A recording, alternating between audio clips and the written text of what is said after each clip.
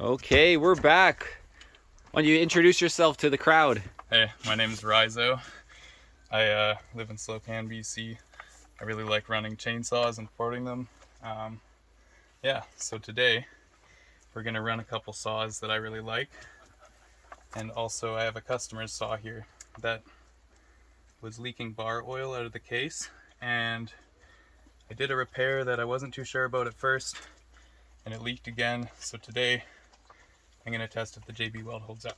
So this one I ported for a guy. I also cut the top of the muffler off and slid it out, and then closed it back up and sealed it off because there's a baffle in there on these MS250s, and it really restricts flow. So if you're like a tree guy or a weekend warrior or something like that, if you take out that baffle, it'll give your saw a lot more power even without porting it if you have a 250 like this. So the baffle's in the exhaust? Yeah. Yeah, it's just it's like a restricting exhaust like crazy. Yeah. Kind of like a catalytic converter and a bunch of other bullshit, right? Exactly. So there's lots of good videos on YouTube that demonstrate exactly what it looks like.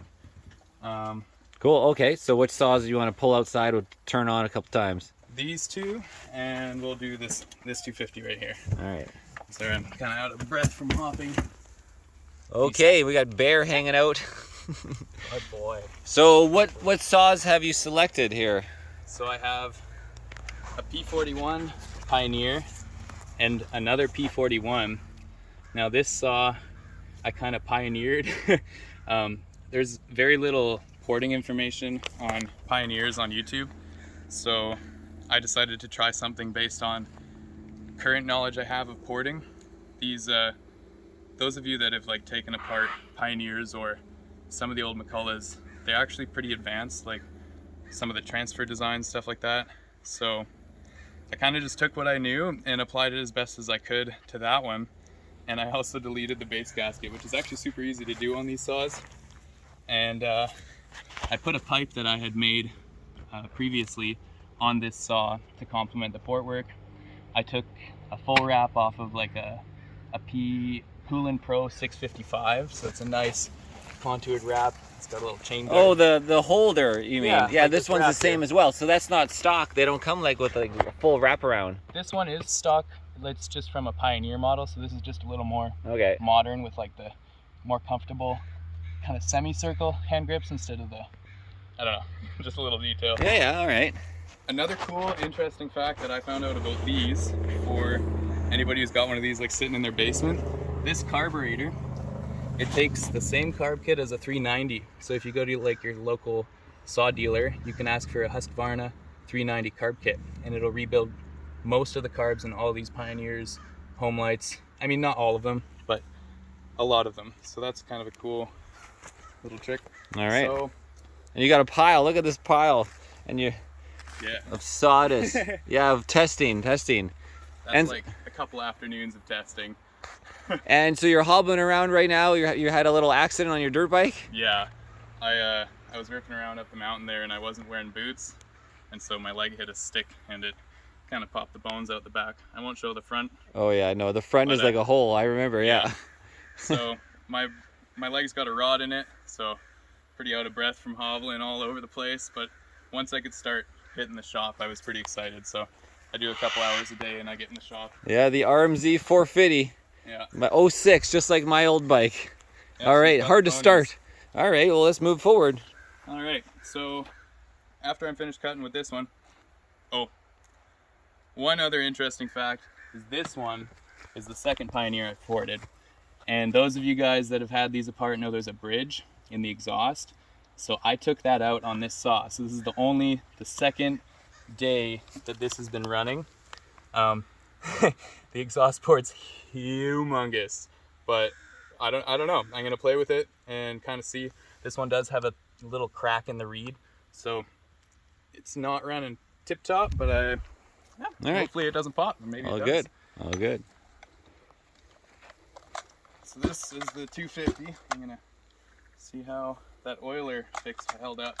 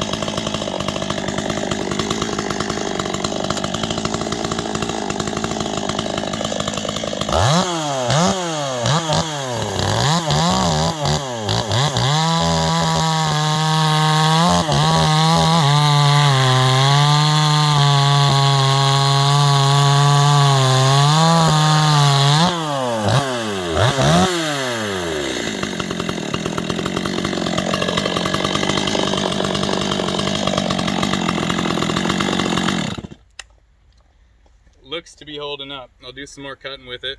Probably run it through like a half a tank of gas just to make sure. But it looks like I got the JB weld to sit in there nice.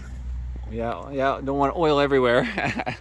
Often I found like all saws will leak oil when it's upside down on the oil design anyways, even if it's, because it comes out the hole that feeds the chain. Yeah, totally. There's no blockage for that if there's a little gravity going all the time. Yeah, and if air has a way to get in too, it also leaks a lot faster. Oh, so okay. If you're like, yeah, because I had my my chainsaw in the backpack, and you know, like brand new, and then all of a sudden there's oil in the backpack, and I'm like, oh, it's because I had it sitting upside down where it's feeding the.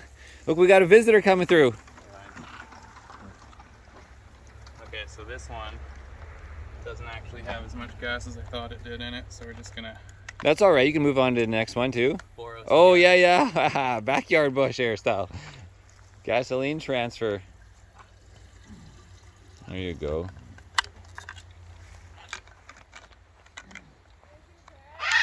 Where's the parrot? The macaw. Where? Oh my God, I finally got him on video. This is the guy with the macaw. Yeah, that's the neighbor. Oh my God, I gotta go talk to him. I've been...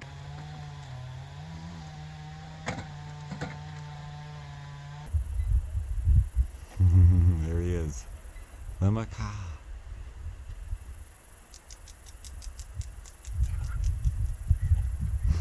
In Slocan. Oh, the neighbors.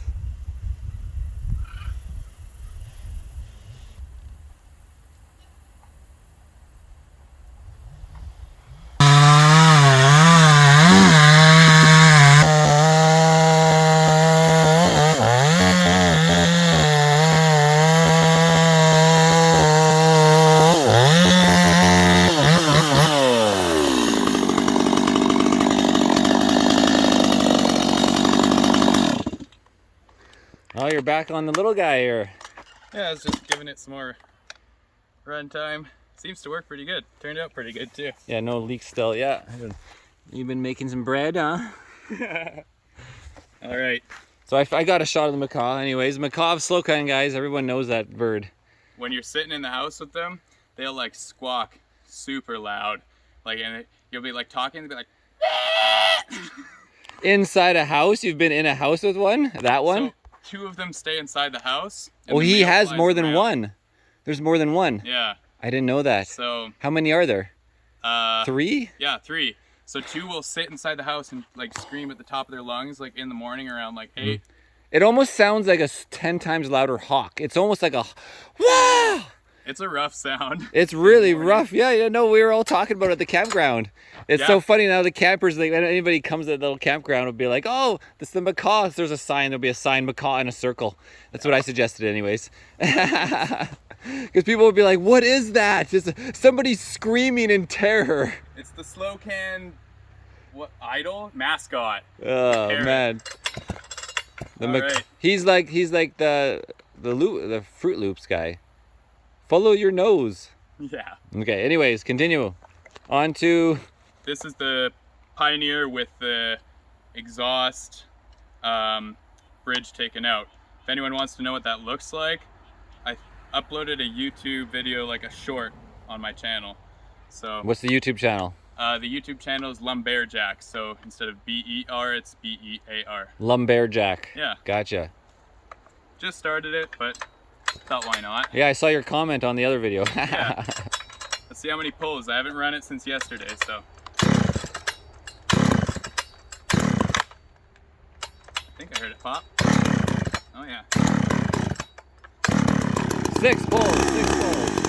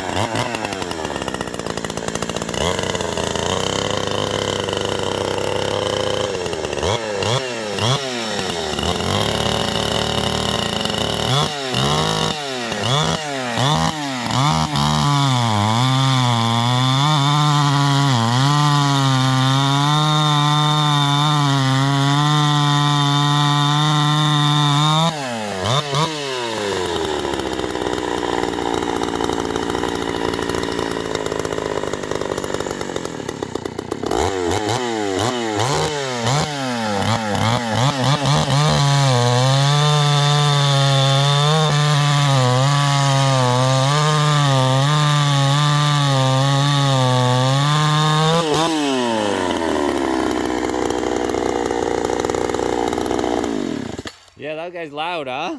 A lot of power though. That's a lot of power. I'm really happy with the way that turned out. Yeah, look at you just slicing away. So the reason why I'm going to, like with the grain and the noodles turn out like this is the tooth is pulling straight along those grains, so it gets a nice long noodle. So it's a lot harder on the saw. So when you have like it's got to put more torque into it. Exactly. Yeah. And I don't have a lot of test logs to test out a saw this size, so that's why I'm. No, obviously we need to go collect a tree. Yeah, exactly. Yeah. This pile is just like melted down tree. So this saw is 60 cc's. This is like from I think the like late 70s. So that's pretty amazing. Still rocking from the 70s. Yeah. And these things like were. It's all metal. Covered in smud and dirt and oil dirty. When I got them. Yeah. Like they hadn't run in years, so. It's super cool to me to finally have like. Wow, you got this thing together. you got this thing as a relic, you mean, essentially? Yeah. Smothered and put away for years. Yeah. Because they bought a new one, right?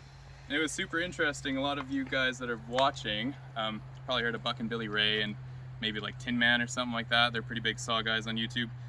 So like a year ago or so, I was watching Buck and Billy run one of these, and I was like, I absolutely have to have one. And somehow I just like a week later, I went to a guy's scrapyard that we're friends with, and it's like, oh yeah, this guy that passed away, this old logger, he's got tons of little power saws laying around. Oh yeah. And so I went hunting for power saws, and I found all these laying in like trailers and under cars and stuff. Oh yeah, perfect. That's exactly what you want to do, is find them, so then you have them and just play with them. So this one, it's like collecting motorcycles, same idea, right? Exactly. So if you get to take these up into the woods and fuck firewood with them. Yeah. So for any of the saw guys that are watching, that's a full comp chain with the rakers at 30 thousandths. It's like a 24-inch bar, I think. And then this one is a skip tooth on a 28, and the rakers are down to 40 thousandths, just to give the saw a little bit more work. What's the rakers?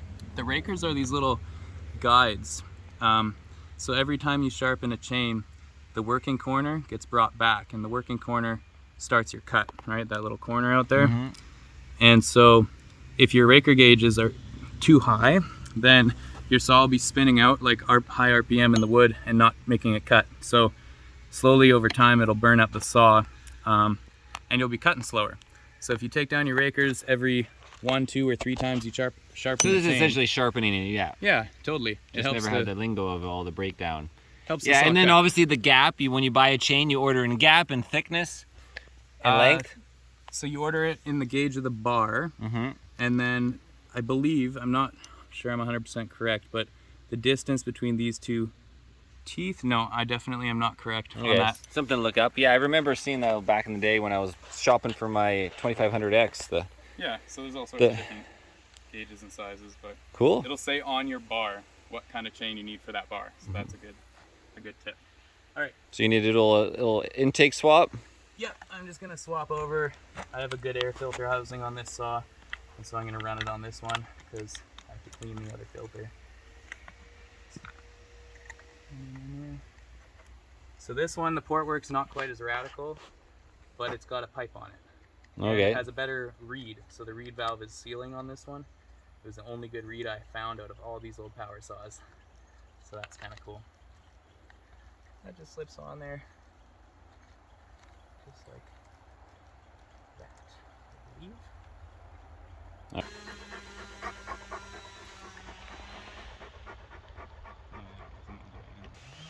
All right, so this is the other P41. This one's got a pipe on it, so it is quite loud.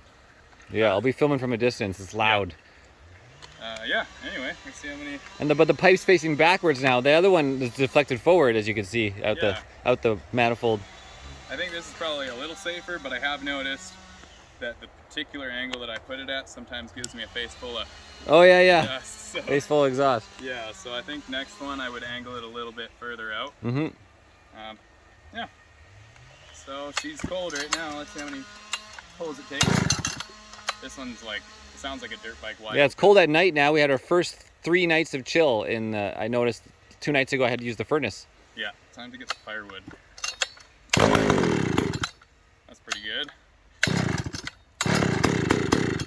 Oh, a little late.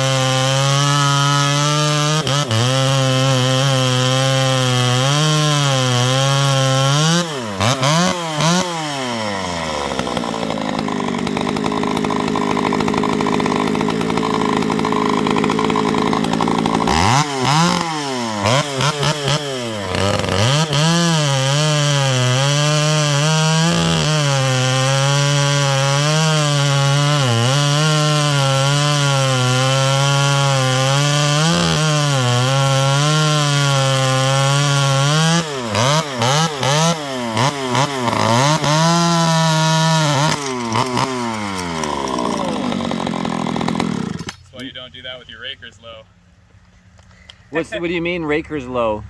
The rakers, normally they're run at about 25 thousandths, 30 if you want the chain hungry. These ones are running down at 40, right? So if I knew better. So because by using the tip, it's putting a different direction on it as well, and exactly, and that also makes the raker deeper. When it comes around the tip, the depth changes. There we go, chain off the bar. All right, well that'll give me something to do. Cool. Well, why don't you tell everybody like what you do? You do some work involving with the chainsaws on a daily. Yeah. So typically when my leg's a little better, I go up in the bush, either with my buddy or my old clapped out Ford there, and we fall decent sized trees, buck them up and split them, sell them for firewood in the local area. I started doing this like about 1.5 years ago, and that's when I got my first chainsaw. Then I wanted a ported saw, and then I started porting saws, and it kind of just turned into this, what you see here, I guess. Typically, every couple of days, if I can get my hands on one, I've been porting a saw for the last like maybe 2 months, like just constantly, except for the downtime I had on my legs, so that's fair. But I don't know. I just kind of became obsessed with it, trying all sorts of different Okay, saws so it all and- started with just going up and bucking wood. Yeah, And totally. then reselling the wood. You're going up to where you could cut and bring it, hauling it down, and then you'd sell quartz or half quartz. What do they call it? Cords. Cords. Yeah. Sorry, it's been a while. Yeah. I remember my mom ordered cords, and we'd have to unload them as a kid. And you'd always, how much is a cord now? So like anywhere from 300 to 325. And then you can typically, with 2 guys, you can probably do 4 in a day if you're really 4 cords. hustling. So you'd load them up, and then you take them right to a customer, and then you go load, like you organize it before you do it. Yeah, because you're not gonna. The loading process is the hardest part, like not the least fun. Yeah, splitting and loading is like kind of the grunt work. Yeah. And stacking. Yeah. So it's always kind of a rotation. Cool. Yeah, so we follow the tree. One guy runs on a line, and one guy marks with the saw, or you mark it with a hatchet. So if anybody following the video now, if they want to get a hold of you, how do you like people to get a hold of you? Do you want to throw your email out there, your phone number, just to YouTube? Yeah, you could check out my email if you want to get in touch with me. It's circle, the spelling of circle.attract@gmail.com. Circle dot with the period, attract. Yeah. At what? Gmail. At gmail.com. Circle attract at gmail.com, guys. Okay, perfect. Well, and the YouTube channel again is Lumberjack, and then on TikTok, which I've been posting videos for a little while now, just kind of porting projects and different saws, is Lumberjack 372 on TikTok. Perfect. So, yeah. Okay. Well, thanks for showing us your passion. Absolutely. Thank you. Cool, guys. This is Marcel with Irnieracing, and I see. I'm interested in saws since I got my my first Echo, my first saw ever, the 2500X, just for dirt biking, side-by-siding, or when there's a branch in the way of my white whale Northern Lite RV setup on the Duramax. So it's really cool to really see, different perspectives. And then back to the old gas saws. Obviously, I got the 2500X electric. And I see the advantages of electric in certain capacities. No tuning. Engine always runs until it breaks. Yeah. These old saws, though, are like full-on hard casing metal. I do not believe my plastic Echo would do those, even in the small, the guys in the trees, like obviously commercial, they don't give a lifetime warranty for commercial work, right? It's like 1 or 2 year. Yeah. It's a lifetime warranty with Echo, though, for personal use. Okay. Or no, that was olden days. It's 5 years on my saw. Yeah, okay. So I should put it to like good use, just test it until I break it, right? Maybe next time I come to the Slocan. Anyways, guys. Sorry. Yeah. And use it. You see, let's put the, because it's plastic now. They're light and plasticky, and as long as there's spare components, you'll have a good time. Yeah. Cheers, guys. August 22, 2022 in the Slocan. Bam.